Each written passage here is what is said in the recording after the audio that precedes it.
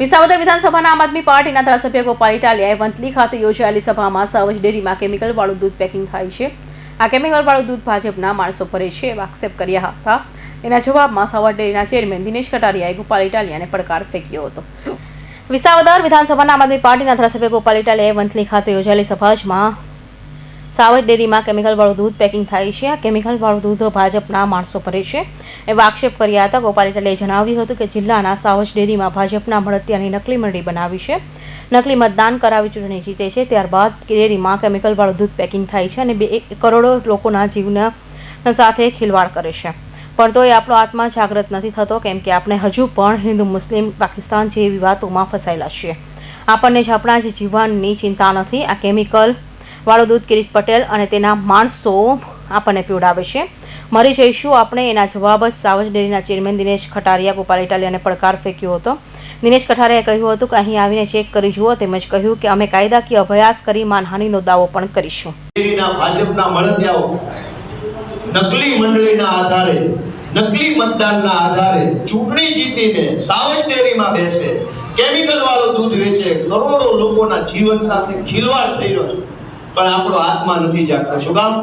આપણો આત્મા હિન્દુ, મુસલમાન, પાકિસ્તાનમાં ફસાઈ ગયો છે, ગારામાં આવી ગયો, કીચડમાં ફસાણેલા છે. આપણને આપણા જીવની ચિંતા નથી થતી કે આ કેમિકલ વાળું દૂધ કિરીટ પટેલ ને એના માણસો પીવડાવે છે, મરી જાવું. સાવજ ડેરીના ચેરમેન દિનેશ કટારિયાએ જણાવ્યું હતું કે ગોપાલ ઇટાલિયાને દરેક જગ્યાએ આક્ષેપ કરવાની ટેવ છે. જૂનાગઢ સાવજ દૂધ સંઘ જૂનાગઢના હજારો ખેડૂતોની જીવાદોરી છે. 550થી વધુ મંડળીઓ દૂધ ભરે છે. ત્યાં મોટાભાગના લોકો ભાજપ સાથે જોડાયેલા છે. ગોપાલ ઇટાલિયાને કહેવા માંગુ છું કે સાવજ ડેરીના હજારો ખેડૂતોની જીવાદોરી સમાન ડેરી છે.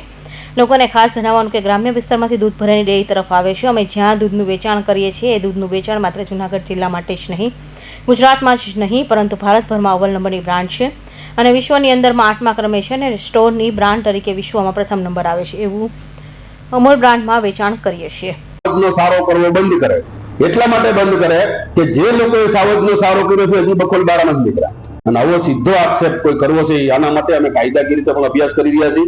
આવડી મોટી રોજની 3 લાખ લીટર દૂધનું ટર્નઓવર કરતી ડેરી ઉપર સીધું પ્રેસ મીડિયા અને સોશિયલ મીડિયામાં બોલી જવું અને વાહવાહી કરી લેવી એટલા પૂરતું નથી. આના ઉપર અમે પણ અભ્યાસ કરીને આના માટે પણ માનહાનિનો દાવો કરશું. સવાલ દિનેશ કટારિયા નથી, સવાલ છે હજારો ખેડૂતોનો, પશુપાલકોના.